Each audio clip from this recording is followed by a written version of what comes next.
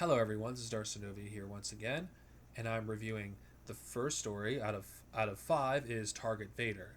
In this particular story, Vader is looking for the Rebel base, and he goes to find someone that may know where the Rebel base is. Now, this is related to another story that I'm going to review afterwards, Idiot's Array. Now, in this story, Vader encounters of people that he's wronged. And if you know anything about Prince Shizor's backstory, but that's revealed in Shadows of the Empire, what Vader did to his people, well, they're not too happy of what they did, what Vader did to their people. And, well, they tried to assassinate him. Obviously, considering Darth Vader isn't supposed to die until episode 6, it fails. But what is about this story that's good in my opinion? Well, it does at least go get to show you that a lot of the things that Vader's been doing over the years, has affected many people throughout the galaxy, and it makes sense why Darth Vader would be so hated by, you know, pretty much the whole galaxy, even after his death. Now, the artwork for this particular comic, I think, is pretty good. Actually, I think it's in my opinion the best of these stories that I'm reviewing. I think the artwork's fantastic, and from the way Vader moves in these panels, actually is drawn really well. It's fluid, and yeah, I really love this. I actually wouldn't mind seeing this in a motion comic. I think it's really good. This particular comic, not the greatest story, but I do think it's a interesting read if you're a Darth Vader fan. Now, Alone Together essentially focuses on a Han Solo fangirl. And, well, the art style, I think, it's not bad. I think it's pretty good. I mean, the characters look like they're supposed to. But, yeah. The comic is okay. Um, for the artwork alone is one thing to praise. I mean, the artwork throughout this entire comic, I think, is again, I think it's better than the follow up story I'm about to review. Considering, to me, the artwork is probably the best thing I can say about it, and it's okay. It's nothing great, but it's nothing bad either. I think the story is pretty skippable, in my opinion. Now, Idiot's Array, in my opinion, is a far superior story, despite the fact the artwork is not as good.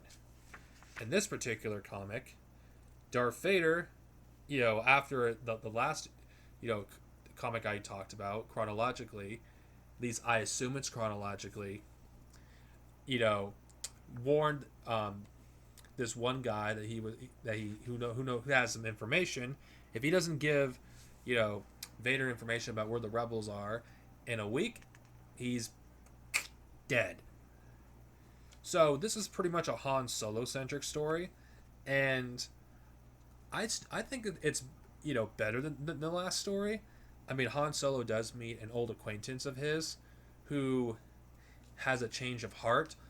I do think it's a little cliche, but I still think it's an enjoyable read. I think the art's pretty good for this comic, even though it's not as good as the last comic in my opinion. I mean, Vader just I'm not Vader. The Han. He doesn't look really much like Harrison Ford, but whatever. I think the story makes up for it. I don't think it's a bad story, and well, the thing I love about this particular comic is the end of it, because I really love that final, panel at the end. I'm just going to show it as an example why. And also love the way, the fire fight is drawn at the end of this. Man, I think this looks gorgeous. Even though Han, I don't think looks as good as he does in the other comic, I think the way the ships are drawn are great.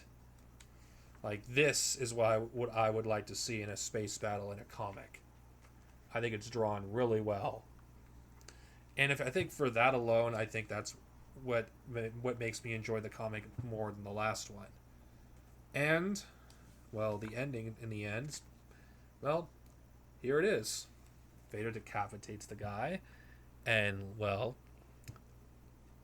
yeah, I think it's well done because it shows motion. Now, the last story takes place during the battle, at least the sequel to the Battle of Jabim, which I will review in a few weeks. This one's called The Price of Power.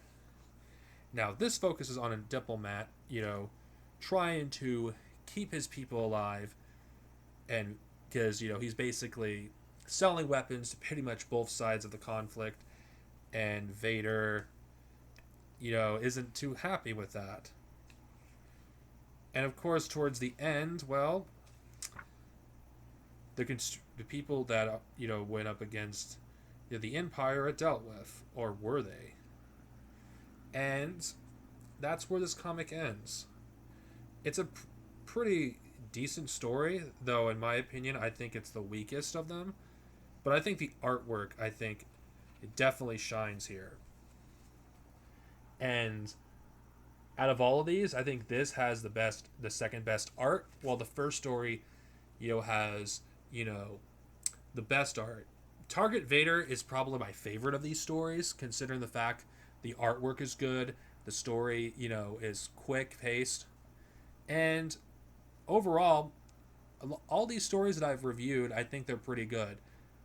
Though, I think they're kind of weak, in my opinion, compared to, you know, the stuff that focused on, Tank and, other characters.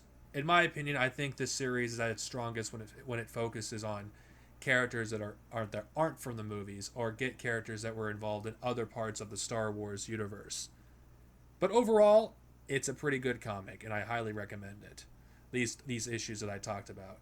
Next time, I'll be reviewing, General Skywalker, which we get to see a clone trooper, at least a former clone trooper,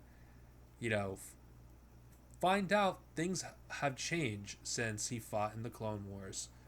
May the Force be with you, and stay safe, everyone. Thank you.